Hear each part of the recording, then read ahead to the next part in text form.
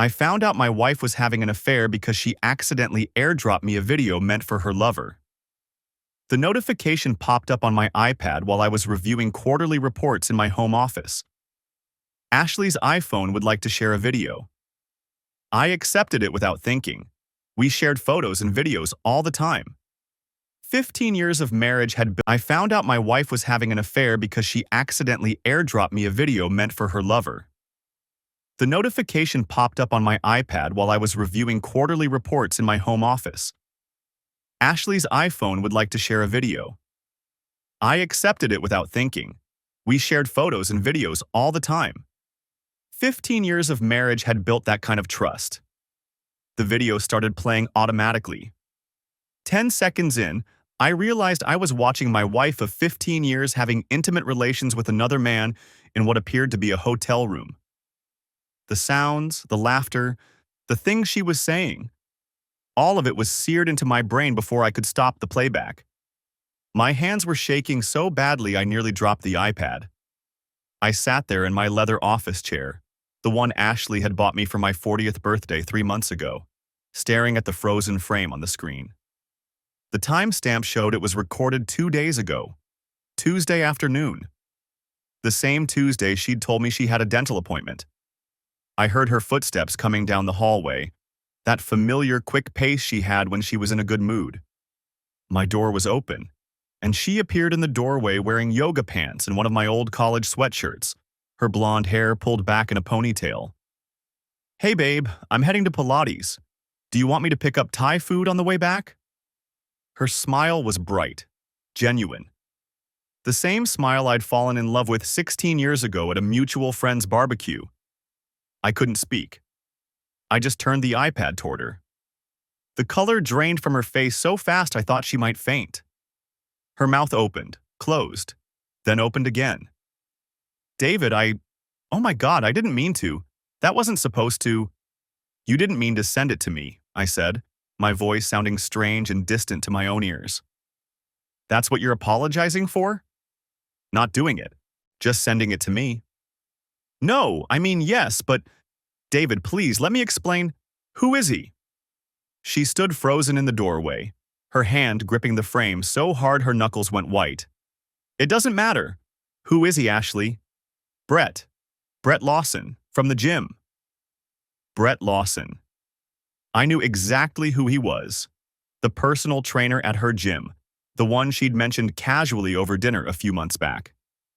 "He's really helping me reach my fitness goals," she'd said. I'd been happy for her, encouraged her even. Suggested she increase her sessions from twice a week to 3 times. What an idiot I'd been. "How long?" I asked. "David, how long?"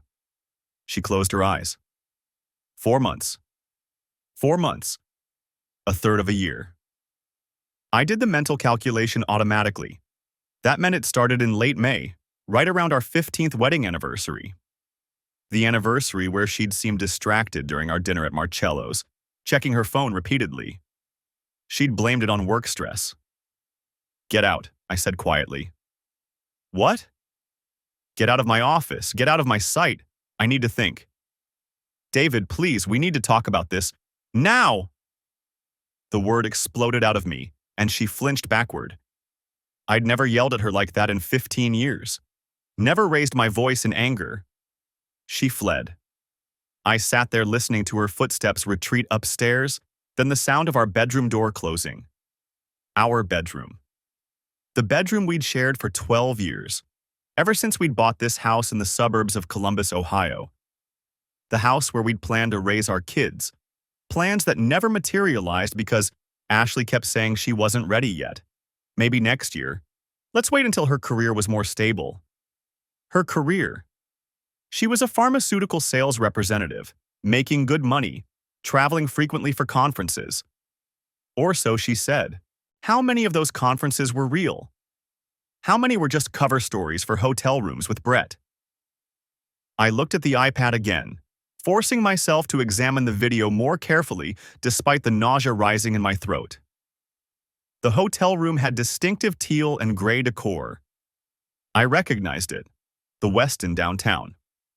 We'd stayed there ourselves 2 years ago when our house was being fumigated. The video was 2 minutes and 43 seconds long. I'd only watched 10 seconds, but I made myself scrub through it now, looking for details rather than the actual content. There was talking, laughing, Ashley saying things I'd never heard her say to me. The intimacy wasn't just physical, it was emotional, connected. The way she looked at him. That hurt worse than anything else. My phone buzzed. A text from Ashley. "Please, I'm so sorry, it was a mistake. I love you. Please don't do anything rash." A mistake. 4 months was a mistake. The video evidence of her affair that she'd created and kept on her phone was a mistake. The only real mistake was that she'd sent it to the wrong person.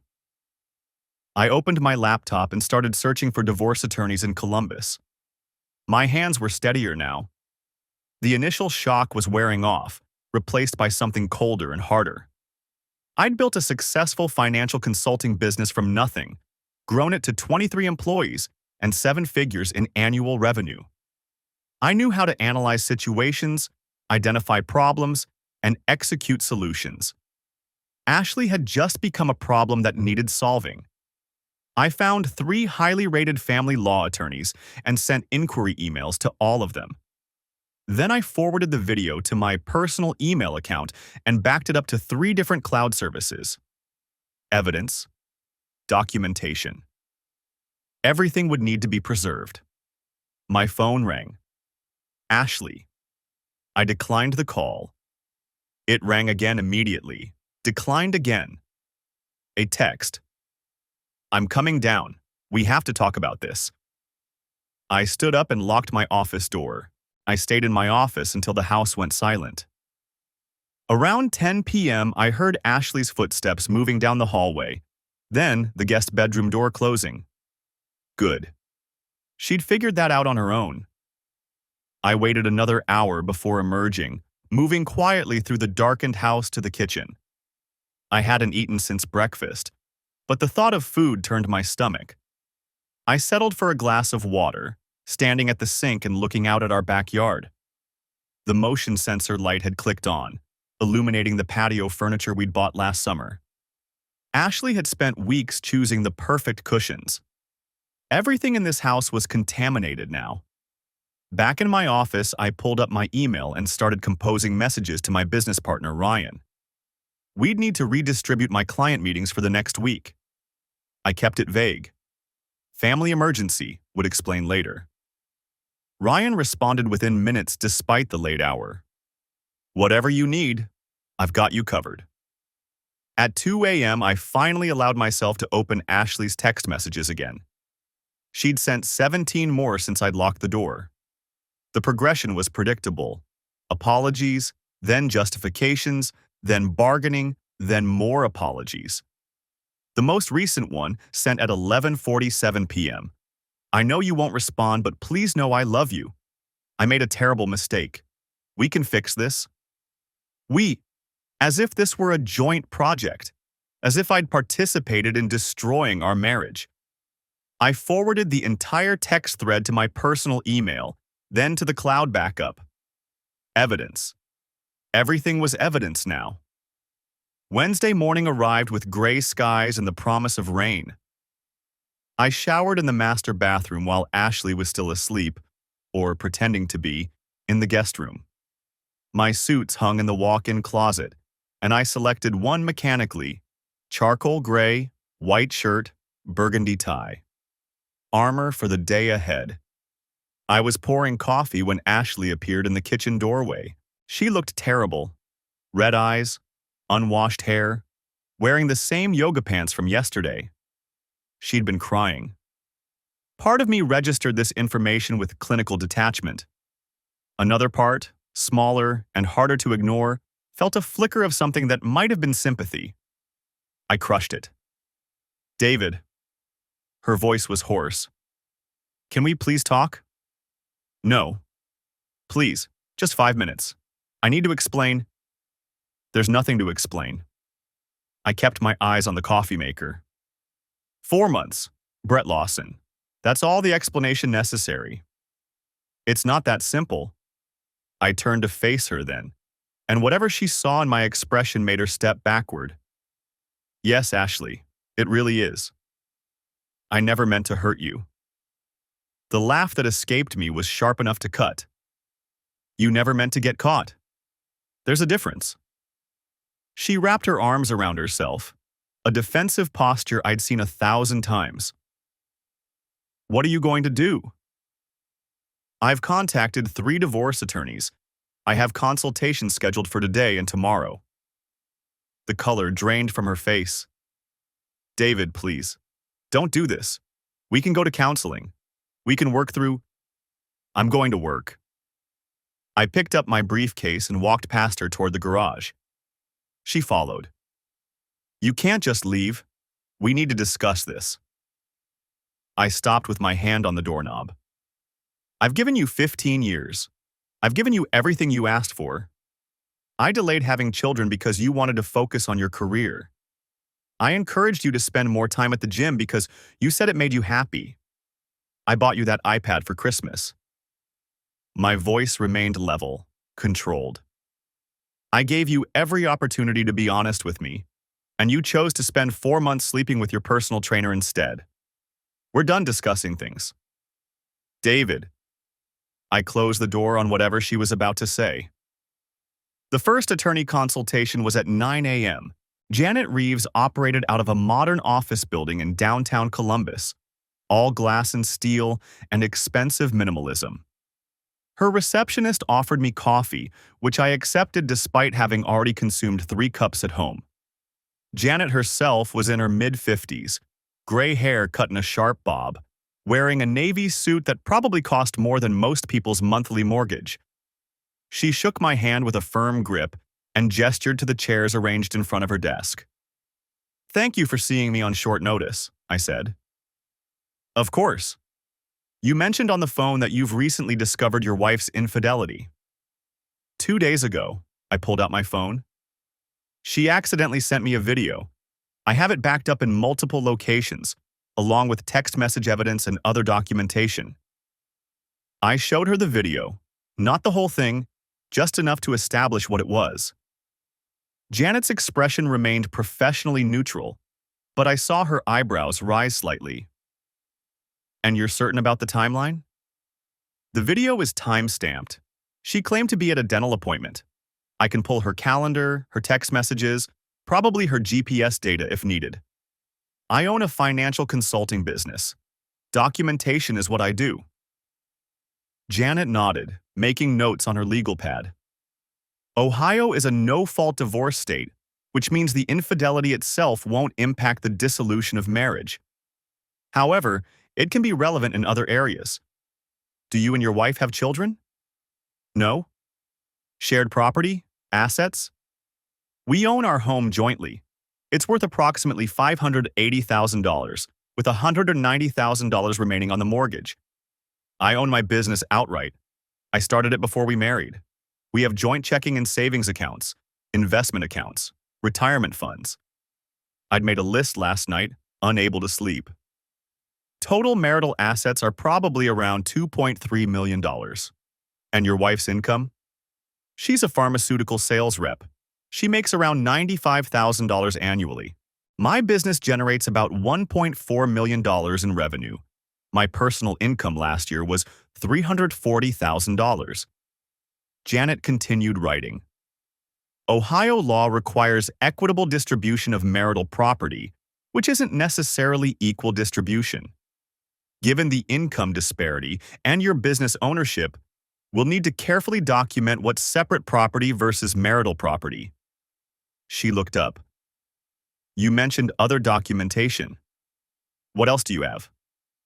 I pulled up my phone's photo album, showing her the screenshots I'd taken. Text messages between her and the affair partner. I found them on her iPad. She'd left it unlocked. Messages going back to late May, which aligns with what she told me about the timeline. There are also calendar entries that don't match her actual whereabouts. Did you access her iPad with her permission? It's a shared household device. She uses it primarily, but I've used it before. The password is our anniversary date. I paused. Was our anniversary date. That should be fine from a legal standpoint. Spousal access to shared devices typically isn't considered unauthorized. Janet flipped through her notes. I'll be direct with you, David. You have strong documentation, but in a no-fault state, this is going to come down to asset division and potentially spousal support. Your wife may be entitled to alimony given the income disparity and the length of the marriage. Something cold settled in my chest. I have to pay her to leave? Potentially. It depends on several factors: her ability to support herself, the standard of living established during the marriage, the duration of the marriage. 15 years is substantial. She softened slightly. I know this isn't what you want to hear, but my job is to give you realistic expectations. What about her affair? That has to count for something. Morally? Absolutely. Legally in Ohio? Not as much as you'd hope. We can argue that any marital assets she spent on the affair, hotel rooms, gifts, whatever, should be reimbursed to the marital estate, but the affair itself won't prevent her from receiving a fair division of assets. I sat back in the chair, processing this.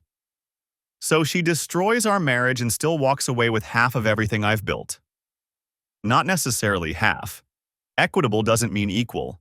And your business, if you can demonstrate it was built primarily through your efforts and premarital assets, may be largely protected. Janet leaned forward. But yes, she will likely receive a significant portion of the marital assets. That's the law. We spent another 40 minutes discussing strategy, timelines, and costs. Janet's retainer was $15,000, with her hourly rate at $450. I wrote the check before leaving. The second consultation was at 2 p.m. with a different attorney, Michael Torres. His office was smaller, less polished, but his reputation was solid. He gave me essentially the same advice as Janet, though with slightly more sympathy and a lower retainer. By the time I left his office at 3:30, rain was falling steadily. I sat in my car in the parking garage, listening to the water drum against the roof, and allowed myself exactly 5 minutes to feel the full weight of what was happening. Then I started the engine and drove to my office. Ryan was in the conference room when I arrived, reviewing spreadsheets with two of our junior analysts. He looked up as I passed, concern evident in his expression, but didn't interrupt his meeting. I appreciated that. The email from Oakmont Elementary arrived at 2:47 p.m. on a Tuesday, 3 weeks into what I'd started calling my new normal. Subject line: Parent-teacher conference request. Urgent. I stared at the screen in my home office, the same leather chair that had witnessed my world collapse now supporting me through the dismantling of my marriage. Ashley and I didn't have kids. We'd never had kids. She'd postponed, delayed, found reasons to wait. 15 years of reasons. I called the school's main office. Oakmont Elementary, this is Janet speaking. Hi, I'm David Patterson. I received an email about a parent-teacher conference, but I think there's been a mistake. I don't have any children enrolled at your school. A pause. Keyboard clicking. Mr. Patterson, let me check our records. Can you spell your last name? I spelled it. More clicking. I'm showing a David Patterson listed as the father for Mia Patterson, 2nd grade, Mrs. Holloway's class. Is that not you? The nausea was immediate and familiar. No, that's not me. I don't have a daughter named Mia. Oh dear, I'm so sorry for the confusion. We must have the wrong contact information. I'll make a note to… Wait. My financial consultant brain kicked in, the same systematic thinking that had documented Ashley's affair. Can you tell me who the mother is listed as? I'm sorry, sir, but if you're not the parent, I can't share student information.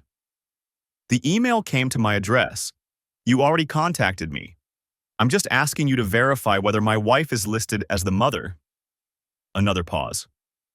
What's your wife's name? Ashley Patterson. Keyboard clicking. A longer silence. Mr. Patterson, I think you should speak with our principal. Can you hold? I couldn't hold. My hands were shaking again. The same tremor from 3 weeks ago when I'd watched that video. Is Ashley Patterson listed as the mother or not? Sir, I really think yes or no. Yes.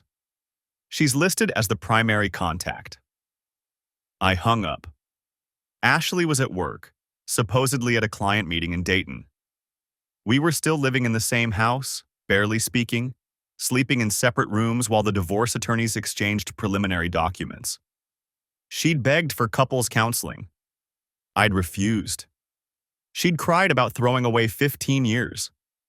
I'd reminded her she'd already done that with Brett Lawson. But a daughter. A second-grade daughter. I pulled up a calculator. Second grade meant 7 or 8 years old. We'd been married 15 years, together 16. If Ashley had a daughter... I opened my laptop and started searching. Oakmont Elementary School, Seattle, Washington. Over 2,000 miles from Columbus, Ohio. My phone showed our shared credit card statements, the ones I'd been combing through for evidence of the affair. I searched for Seattle. Nothing in the past 6 months. I expanded the search to Washington State. One charge, a hotel in Spokane, 14 months ago, during one of her pharmaceutical conferences. I called Ashley's cell, straight to voicemail. I texted, "We need to talk, tonight. Don't make plans." 3 dots appeared, disappeared, appeared again. Okay. She came home at 6:15 p.m., still in her work clothes, a navy blazer over a white blouse. Her face had that practiced pharmaceutical sales smile, the one she used on doctors and office managers. "Hey, you said we needed to talk?" I was sitting at the kitchen table, laptop open. "Sit down." The smile faded. She sat. "I got an email today from Oakmont Elementary School in Seattle. They want to schedule a parent-teacher conference for our daughter Mia." Ashley's face went white. Not the slow drain of color from the affair confrontation. This was instant, total. "David, how old is she?" "I can explain. How old is she?" Ashley's hands gripped the edge of the table. 8. She just turned 8 in July. 8 years. I did the math again. We've been married 15 years. I know. So you had a daughter 3 years before we got married, or you had an affair 7 years into our marriage. My voice sounded distant, clinical. Which is it? She was crying now, silent tears running down her face. Before. She was born before we got married. And you never told me. I couldn't. I was young, I was scared, Who's the father? It doesn't matter. Who is the father, Ashley? A guy from college, Ryan Mitchell. We dated for like 6 months. I got pregnant. He wanted nothing to do with it. I gave her up for adoption. A couple in Seattle adopted her. It was a closed adoption. I wasn't supposed to have contact. I stared at her. But you do have contact. She nodded, wiping her eyes. I reached out to them 2 years ago. They agreed to let me visit sometimes. When I have conferences on the West Coast, I stop by, just to see her. The Spokane conference, 14 months ago. I drove to Seattle after, just for a day. Does she know you're her birth mother? No, they tell her I'm a family friend. And Ashley. I closed the laptop. The rage from 3 weeks ago had been hot, immediate. This was something different, something colder. You lied to me for 16 years. I didn't lie, you have a daughter. You never told me. We've been trying. No, I've been trying to have kids for years. You kept saying you weren't ready. You wanted to wait. Your career. The timing wasn't right. I stood up. You already had a kid. That's not fair. Fair? The word came out louder than I intended. You're sleeping with your personal trainer. You have a secret daughter in Seattle, and you're lecturing me about fair? The affair and Mia are completely separate. Are they? Because from where I'm sitting, they're both evidence of the same thing. You're a liar. You've always been a liar. I just didn't know it. She was sobbing now, full body shaking. I was going to tell you. I just didn't know how. 16 years, Ashley. You had 16 years to figure out how. I walked to my office and locked the door. My phone buzzed with texts. Her apologies, her explanations, her desperate justifications. I ignored them all. Instead, I opened my email and replied to Oakmont Elementary. Dear Mrs. Holloway, thank you for reaching out about the parent-teacher conference. I apologize for the confusion, but I need to clarify some information about Mia's family situation. I recently discovered that my wife, Ashley Patterson, has been listed as Mia's mother, but this was done without my knowledge. I am not Mia's biological father, and I was not aware of Mia's existence until today. I believe there may be some irregularities in how Ashley has been representing herself to your school. I would appreciate it if you could provide me with copies of any enrollment forms, emergency contact information, or sign-out sheets that include Ashley's name or signature. I am currently in the process of divorce proceedings, and this information may be relevant to those proceedings. Additionally, I am concerned about whether Ashley has been picking up Mia from school, and if so, whether the adoptive parents are aware of this arrangement. If there are any records of Ashley signing Mia out of school, I would like to review those as well. Thank you for your assistance with this sensitive matter. Sincerely, David Patterson. I hit send. Then I opened a new browser window and started researching adoption laws in Washington state. Closed adoptions, contact agreements, parental rights.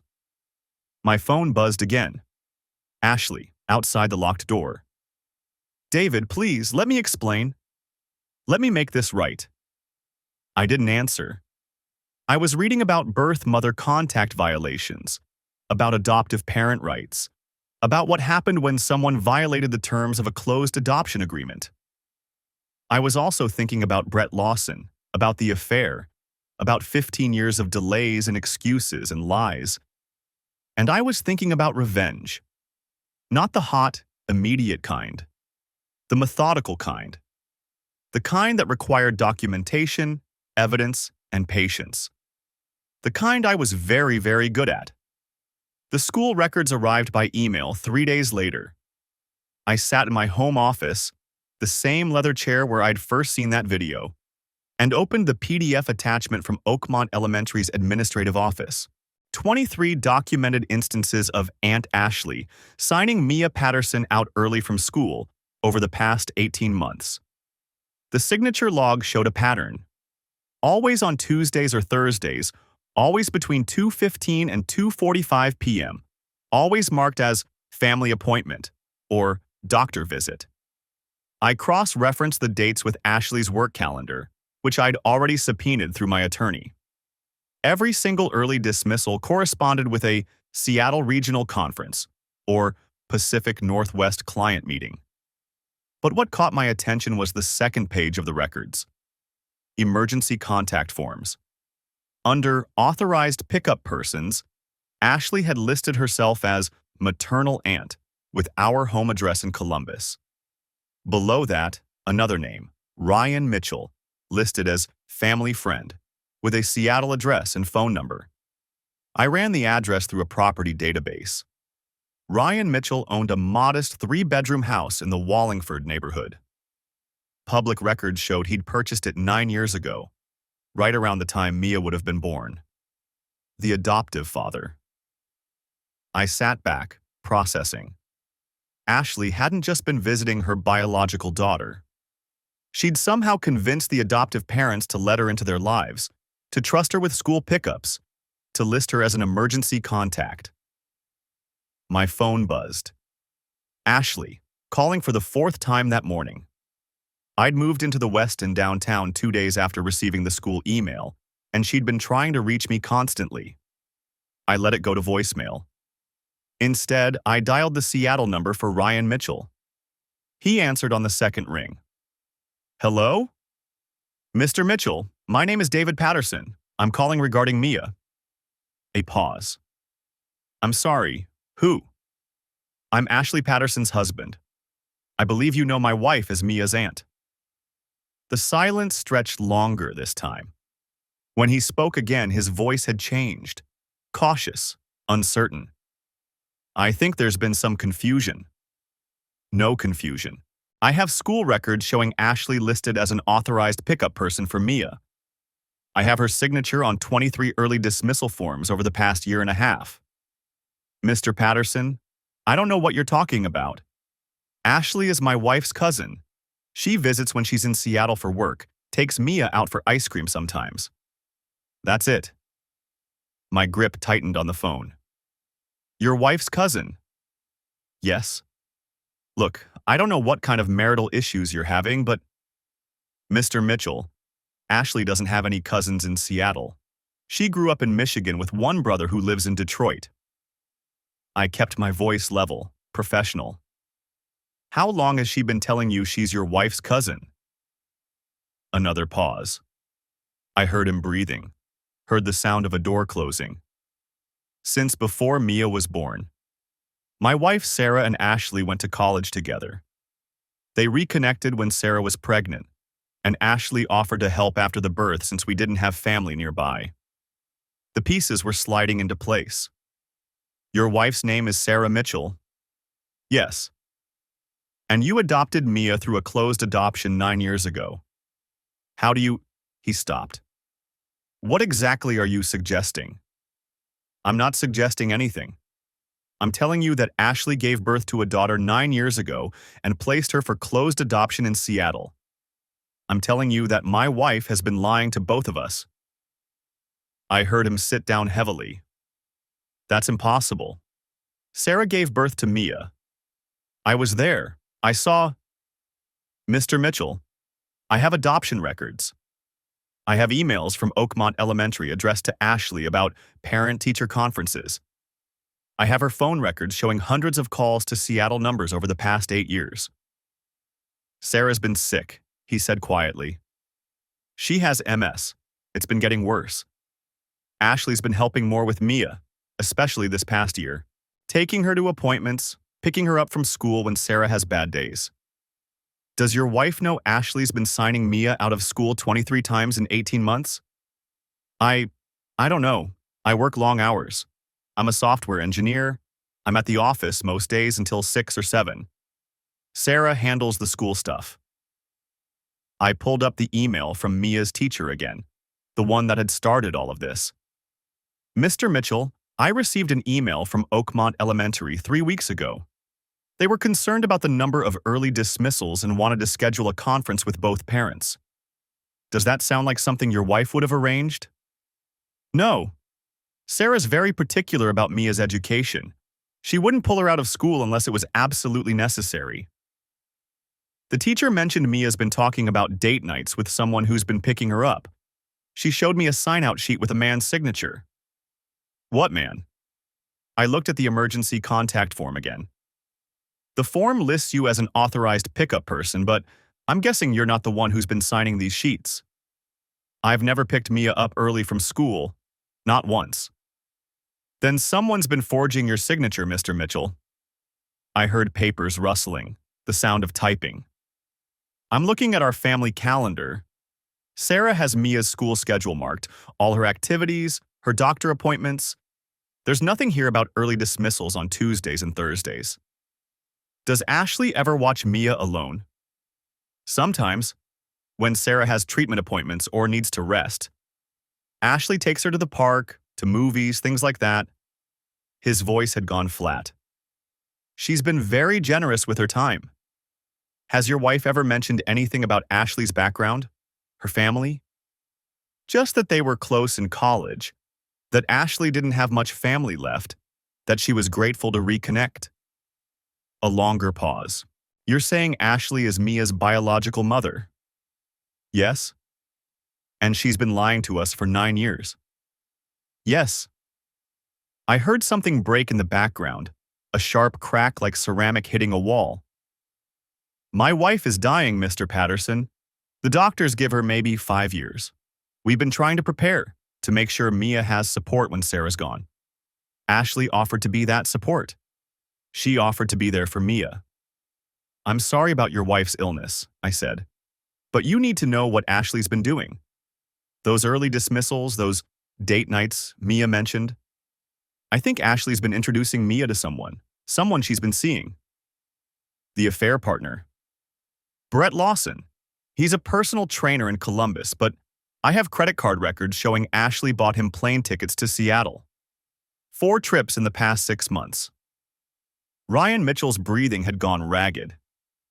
She's been bringing her boyfriend around our daughter. I think so, and I think she's been planning something. The teacher's email mentioned Ashley talking about new arrangements for pickups. I think she's been positioning herself to take custody of Mia. That's not possible. We have a closed adoption. She has no legal rights. In Washington state, biological parents can petition to modify or overturn a closed adoption under certain circumstances, especially if they can demonstrate ongoing involvement in the child's life and claim the adoptive parents are unfit. Unfit? Sarah's sick, not unfit. She's an excellent mother. But if something happened to her, if you were suddenly a single father working 60 hours a week, if Ashley had established herself as Mia's primary caretaker, I let the implication hang.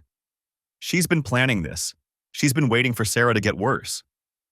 I think she's been building a case. The school pickups, the emergency contact listing, the family-friend relationship. If she can show she's been Mia's de facto guardian, that Mia knows her and trusts her, that she's been providing care while the adoptive mother's been incapacitated. What do you want from me, Mr. Patterson? I want the truth. I want documentation. I want every text message, every email, every phone call Ashley's had with you or your wife. I want photos, videos, anything that shows her involvement with Mia. For your divorce. For my divorce, and for your protection. Because if Ashley's been forging your signature on school documents, if she's been taking Mia without your knowledge or consent, you need to document that before she tries to use it against you. I need to talk to Sarah. Do that. But Mr. Mitchell, I'd suggest you also talk to a family law attorney today. I printed everything that night. Not at home. I drove to a FedEx office 15 minutes away and paid cash. The school pickup logs, the forged signatures, the hotel receipts from Seattle that matched Ashley's business trips, screenshots of her calendar showing the dental appointment that never happened. I organized it all into 3 identical folders. One for my attorney, one for the Mitchells, and one for myself. The hardest part was deciding what to do with the information about Brett Lawson. I sat in my car outside the FedEx office at 11:30 p.m., staring at the signature analysis I'd commissioned from a document examiner. Ryan Mitchell's signature appeared on 23 school pickup forms over 18 months. The examiner's report was definitive. 14 signatures were genuine, 9 were forgeries. The forgeries began 8 months ago, exactly when Ashley's credit card records showed she'd started bringing Brett to Seattle. Brett had been signing Mia out of school. Brett, who wasn't family, wasn't listed as an authorized pickup, whose name appeared nowhere on any school documentation. Brett, who Mia presumably knew as Aunt Lisa's boyfriend, or whatever story Ashley had concocted. I could go to the police, file a report about unauthorized pickups, potential kidnapping, fraud. But that would expose everything immediately, and I wasn't ready for that. Ashley would lawyer up, the Mitchells would panic, and whatever evidence remained to be gathered would disappear. No, I needed something more surgical. I opened my laptop and pulled up Oakmont Elementary's website. Under the Contact Us section, I found what I was looking for: an anonymous reporting form for concerns about student safety. The form promised confidentiality and stated that all reports would be investigated by the principal and school safety coordinator. I began typing. I am writing to report concerns about an unauthorized adult who has been picking up a student named Mia Mitchell from Oakmont Elementary. On multiple occasions over the past 8 months, I have observed a man in his early 30s, approximately 6'2", athletic build, dark hair, picking up this student. He is not listed as an authorized pickup on school records. The student appears to know him, but I have reason to believe the signatures authorizing these pickups may be forged. I am concerned for the student's safety and believe this situation warrants immediate investigation. Please review your sign-out logs for Mia Mitchell from September through present day. I read it 3 times, deleted anything that could identify me, and submitted the form. The confirmation page said I could expect a response within 48 to 72 hours, though they wouldn't share details of their investigation due to privacy concerns. Good enough? The next morning, I called Ryan Mitchell. He answered on the second ring, sounding distracted. "Ryan, it's David Patterson. We spoke yesterday about—" "I know who you are." His voice was tight. "I talked to Lisa last night." I went still. "You called her?" "She called me, said you'd been harassing her at work, making wild accusations." He paused. "She said you're going through a difficult divorce and you're not thinking clearly. That you're fixated on some conspiracy theory about her trying to take Mia." Of course she had. Ashley was always 3 steps ahead when it came to managing her image. "Ryan, did she explain why she's been signing Mia out of school 23 times without telling you?" "She said it was only a few times when Mia was sick and we couldn't get there. She was helping us out." "Did she mention bringing her boyfriend to these pickups?" Silence. "Did she tell you that 9 of the signatures on those pickup forms aren't yours? That someone forged your name?" "That's—" He stopped. "How would you even know that?" "Because I had the signatures analyzed by a professional document examiner. I can send you the report." More silence. Then, "Why are you doing this? What do you want?" "I want you to look at the evidence. I want you to check your daughter's school records and see for yourself how many times Ashley, Lisa, has been there. I want you to ask Mia if she knows a man named Brett. I'm not interrogating my 8-year-old daughter based on accusations from a stranger. Then ask the school. Request copies of all the pickup logs. See if you recognize your own signature on every single one." He hung up. I sat there holding the phone, knowing I'd pushed too hard. But what choice did I have? If Ryan wouldn't protect Mia, someone had to. My attorney called at 2 p.m. "We have a problem," Jennifer said without preamble. "Ashley's attorney filed a motion this morning alleging you've been stalking her and harassing her family members. They're requesting a restraining order." "What family members?" "They didn't specify. Just said you've been making threatening phone calls and showing up at her workplace." I laughed, a harsh sound. "I haven't been anywhere near her workplace. I've been in Columbus the entire time." "Can you prove that?" "Credit card receipts, security camera footage from my office building, testimony from my employees." "Yes, I can prove it." "Good. Because her attorney is painting a picture of an unstable husband who can't accept the end of his marriage. They're using this to argue you shouldn't receive favorable terms in the divorce. This is about the money." "Everything's about the money," Jennifer said. "But it's also about control. She's trying to put you on the defensive, make you back off whatever you're investigating." "I'm not backing off." "I didn't think you would. But David, I need to ask, are you investigating something? Because if you are, and it's going to come out in court, I need to know now."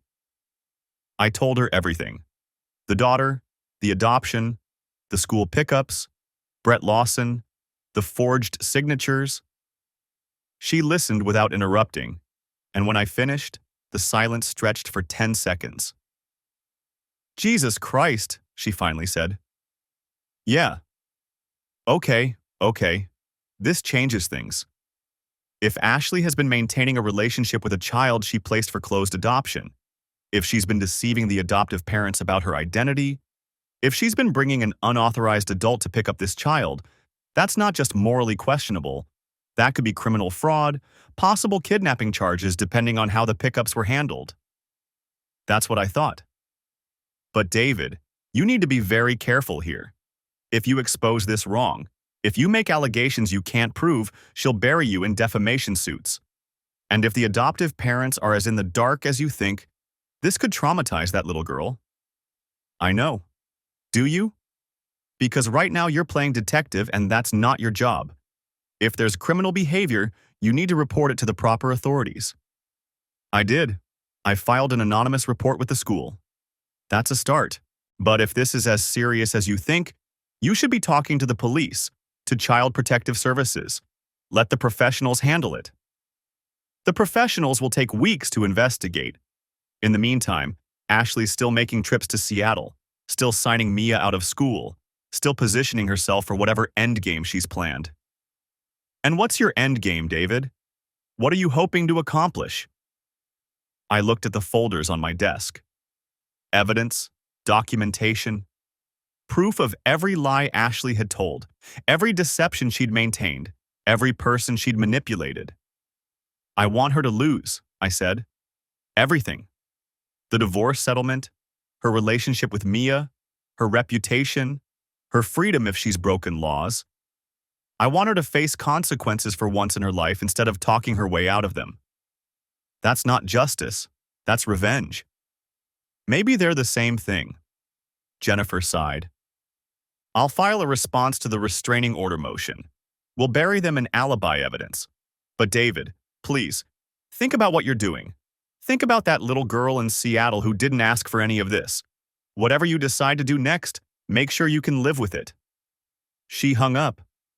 I sat in my office as afternoon light slanted through the windows, thinking about Mia Mitchell. 8 years old, brown hair and pigtails, smiling in the school photo I'd seen in the records. She had Ashley's eyes. What would happen to her when this all came out? When she learned the woman she knew as Aunt Lisa was actually her biological mother? When she discovered her entire relationship with Ashley was built on lies? Jennifer was right. I wasn't thinking about Mia. I was thinking about Ashley, about punishment, about making her pay. But maybe that was okay. Maybe someone needed to be thinking about consequences instead of feelings, about justice instead of comfort. My phone buzzed. An email from an address I didn't recognize. Subject line: your inquiry about Oakmont Elementary. I opened it. Mr. Patterson, this is Principal Rebecca Foster from Oakmont Elementary School. We received an anonymous report yesterday regarding unauthorized pickups of one of our students. In investigating this report, we discovered irregularities in our sign-out procedures that require immediate attention. I would like to speak with you at your earliest convenience about information you may have regarding this matter. Please call my direct line. I stared at the numbers she'd provided. They'd connected the dots. Somehow, they'd traced the anonymous report back to me. I picked up the phone and dialed. The phone rang at 6:47 a.m. Pacific time. I'd been awake for hours, sitting in my Columbus home office calculating time zones and probabilities. Mr. Patterson, this is Principal Foster from Oakmont Elementary. I'd expected this call, but hearing her voice still sent adrenaline through my system. Yes. I need to discuss some serious concerns that have come to my attention regarding Mia Mitchell's authorized pickup list and dismissal records. She paused. I'm calling you because your name appears on several documents we've received, and I need to understand the nature of your relationship to this student. I have no relationship to her, I said carefully. I've never met her. I didn't know she existed until 2 weeks ago. Silence on the other end. Then, I'm confused. Your wife is listed as my soon-to-be ex-wife. I kept my voice level. Ashley Patterson.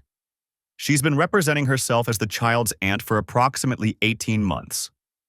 That's a lie. Ashley is actually Mia's biological mother. She placed her for closed adoption 8 years ago and never told the adoptive parents her real identity. I heard papers rustling. Mr. Patterson, I need to be very clear about something. We take unauthorized contact with our students extremely seriously. If what you're telling me is true, It's true. I can provide documentation, birth records, adoption papers, text messages between Ashley and the adoptive mother where Ashley poses as someone named Lisa Lopez. I caught myself. Lisa Morgan, a fictional cousin who doesn't exist. I've already spoken with Mr. Mitchell, Principal Foster said. He confirmed that his wife has a cousin named Lisa, but he's never actually met her in person. All contact has been through his wife. Another pause. He also confirmed that his wife has MS and has been increasingly reliant on this cousin for help with pickups and childcare. The pieces were falling into place. Ashley had found the perfect mark, a sick woman who needed help, who would be grateful for family support, who wouldn't question too closely. There's another issue, Principal Foster continued. We've identified at least 7 dismissals where the signature on the sign-out sheet doesn't match your wife's handwriting. They appear to match the signature of a Brett Lawson, who is also on the authorized pickup list as the cousin's boyfriend. My hands tightened on the phone. Brett Lawson is Ashley's personal trainer. They've been having an affair for 4 months. He has absolutely no legal authority to remove that child from school property. Jesus. The words slipped out, unprofessional but understandable. Mr. Patterson, I need to ask you directly. Did you file the anonymous report we received last week? I'd prepared for this question. I sent information to the school because I discovered evidence of potential fraud and was concerned for the child's safety. I didn't know how else to handle it without making things worse for Mia. The report included photocopies of dismissal sheets and text messages. How did you obtain those materials? The dismissal sheets were sent to me by mistake. The school emailed them to Patterson instead of Mitchell. The text messages are from my wife's phone, which I have legal access to as her spouse. All true. All carefully documented by my attorney. Principal Foster exhaled slowly. I'm going to need you to come to Seattle. We're meeting with the Mitchells tomorrow at 2 p.m. and I think you need to be present. Can you make that work? Tomorrow was Friday. I pulled up flight options on my laptop. I can be there. Bring everything you have. Documentation, evidence, timeline. We're also contacting Child Protective Services and potentially law enforcement. Her voice hardened. If an unauthorized adult has been removing a child from this school using fraudulent identification, that's not just a policy violation. That's a crime. I landed at SeaTac at 11:30 a.m. Friday morning with a briefcase full of documents and a hotel reservation 3 blocks from Oakmont Elementary. The flight had given me time to organize everything chronologically. The adoption records I'd obtained through my attorney, the text messages between Ashley and the woman she thought was her friend, the dismissal sheets showing Brett's signature, the travel records proving Ashley had been in Seattle on dates that corresponded to early pickups. My attorney had been clear about the legal landscape. Washington State took adoption confidentiality seriously, but fraud was fraud. If Ashley had misrepresented herself to gain access to a child, she'd violated multiple laws. If Brett had been picking up Mia without proper authorization, he could face custodial interference charges. The question was what Ryan Mitchell would do when he learned the truth. I checked into the hotel and reviewed my notes one more time. Then I called my attorney. "How are you feeling?" Janet asked. "Like I'm about to blow up an 8-year-old's life." "You're not doing this. Ashley did this when she lied to those people for 18 months. Janet's voice was firm. "You're just making sure the truth comes out before something worse happens. What if Brett had taken that kid somewhere? What if Ashley's endgame is to claim parental rights and disrupt that adoption?" I'd thought about that constantly. Washington allowed birth parents to revoke consent within 48 hours of signing relinquishment papers. But after that, the window closed. Ashley couldn't just reclaim Mia legally, but she could make everyone's life hell trying. "The school is involving CPS," I said. "That's going to be traumatic for Mia regardless of how we handle it." "Temporary trauma versus ongoing deception," Janet countered. "Which would you choose?" I didn't answer. I wasn't sure there was a good answer. Oakmont Elementary was a modern building with colorful murals and a playground that looked recently updated. I arrived 15 minutes early and sat in my rental car, watching parents pick up their kids. Normal Friday afternoon chaos. Nobody knew that in 30 minutes, everything would change for one family. Principal Foster met me in the lobby. She was younger than I'd expected, maybe 40, with dark hair pulled back and an expression that suggested she'd handled difficult situations before. "Mr. Patterson, thank you for coming." She shook my hand. "The Mitchells are already here. I should warn you, Mrs. Mitchell is very upset. She's been crying since they arrived." "Does she know I'm coming?" "No, I thought it would be better to introduce you in person." She gestured toward the administrative wing. "We're meeting in the conference room. I have a CPS caseworker joining us as well." My stomach tightened. This was real. This was happening. The conference room was standard institutional. Long table, uncomfortable chairs, motivational posters about reading. Ryan Mitchell sat on one side, his hand on his wife's shoulder. She was small, thin, with light brown hair and eyes that were red from crying. A woman in business casual sat at the head of the table with a tablet and a grim expression. Everyone looked up when I entered. "Who is this?" Ryan stood, protective. "Principal Foster, we agreed this would be a private meeting." "This is David Patterson," Principal Foster said. "Ashley Patterson's husband." The color drained from Ryan's face. His wife made a small sound, something between a gasp and a sob. "Why is he here?" Ryan's voice rose. "What does Ashley's husband have to do with—" "Everything," I said quietly. "I'm sorry. I wish I didn't have to be here. But you need to know the truth about who's been picking up your daughter." I set my briefcase on the table and pulled out the first document. Mia's original birth certificate, obtained through my attorney's connections. Mother, Ashley Marie Patterson. Father, unknown. Date of birth, March 15th, 8 years ago. Ryan stared at it. His wife reached for it with shaking hands. "Ashley is Mia's biological mother," I said. "She placed her for closed adoption through an agency in Seattle. You knew that much. What you didn't know is that the woman you've been calling Lisa Morgan, your wife's cousin, is actually Ashley. She's been lying to you for 18 months. "That's insane," Ryan said, but his voice lacked conviction. "Lisa is— We've talked to her dozens of times. She helps with pickups. She takes Mia to the park." "Have you ever met her in person?" I asked. Silence. "Has your wife ever seen her face to face, or has all contact been through phone calls and text messages?" Ryan looked at his wife. She was crying harder now, shaking her head. "Oh God," she whispered. "Oh God, I never—" She said she lived on the east side. That traffic was terrible, that it was easier to just coordinate by phone. "She's been manipulating you," I said. "Using your MS, using your need for help to gain access to Mia without revealing who she really is." The CPS caseworker spoke for the first time.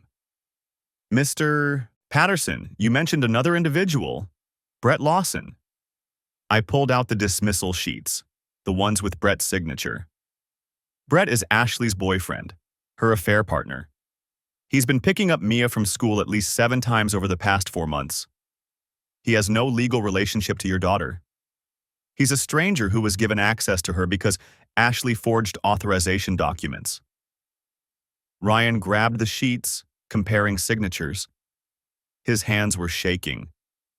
"I'm going to kill her," he said softly.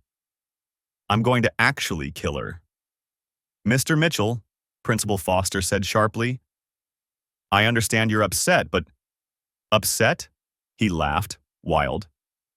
"Some woman has been pretending to be my wife's family for over a year, lying to us, taking our daughter, and you think I'm just upset?" His wife was sobbing openly now. "How could she do this? How could anyone? Mia trusted her. Mia loves Aunt Lisa." That was the worst part, the part I'd been dreading. Mia had bonded with her biological mother without knowing it, and now that bond would be shattered along with everything else. "Where is Ashley now?" Ryan demanded, looking at me. "Where is she?" "Columbus, Ohio, where we live." I paused. "Where we lived? I filed for divorce 3 weeks ago. Does she know you're here?" "No." Ryan's expression shifted, calculating. "Good. Keep it that way." The aftermath unfolded across 3 states and 8 months of legal proceedings that stripped away every illusion I'd ever held about justice being swift or satisfying. The Mitchells filed charges in Washington. Brett Lawson was arrested at his gym in Columbus on custodial interference charges. Turned out signing a child out of school under false pretenses carried serious weight when prosecutors wanted to make an example. He took a plea deal. 2 years probation, mandatory counseling, and a restraining order keeping him 500 yards from any minor child. His personal training career evaporated overnight when the local news picked up the story. Ashley faced fraud charges for falsifying school documents and misrepresenting her identity to gain access to Mia. The prosecutor offered her a deal similar to Brett's, but she refused, convinced she could argue that her actions were motivated by maternal love rather than criminal intent. She was wrong. The jury took 4 hours to convict her on 3 counts of fraud and 1 count of custodial interference. The judge gave her 18 months in minimum security, followed by 3 years probation and permanent prohibition from contact with Mia or the Mitchell family. Our divorce was finalized while she was serving her sentence. With her criminal conviction, my attorney had leverage we'd never expected. Ashley received 30% of our marital assets instead of the 50% she'd been demanding. The court agreed that funds she'd spent on her affair and her unauthorized trips to Seattle constituted marital waste. I kept the house, my business, and most of our retirement accounts. She kept her legal bills and her prison commissary account. Ryan Mitchell filed a civil suit against Ashley for emotional distress and violation of the adoption agreement. They settled out of court for an undisclosed amount that I heard was substantial enough to cover Mia's college fund, and then some. More importantly, the settlement included an ironclad agreement. Ashley would never contact Mia again, never attempt to claim parental rights, never come within 100 miles of Seattle. The hardest part was what happened to Mia. The CPS investigation traumatized her in ways that broke my heart, even though I'd never met her. She had nightmares about strangers taking her from school. She stopped trusting her teachers. She asked her parents over and over why Aunt Lisa had lied, why the nice man who bought her ice cream was bad, why everyone was so angry all the time. Ryan sent me one email, 6 months after everything concluded.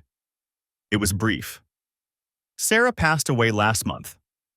Hospice, peaceful. Mia was able to say goodbye. Thought you should know. We're managing. Mia's in therapy. She's going to be okay eventually. We all are. Thank you for doing what you did, even though it hurt like hell." I read that email a dozen times, trying to find comfort in it, trying to believe I'd done the right thing. I sold the house in Columbus a year after the divorce finalized. Too many memories in those walls, too many ghosts in the hallways. I moved to Denver and started over. New city, new office, new life.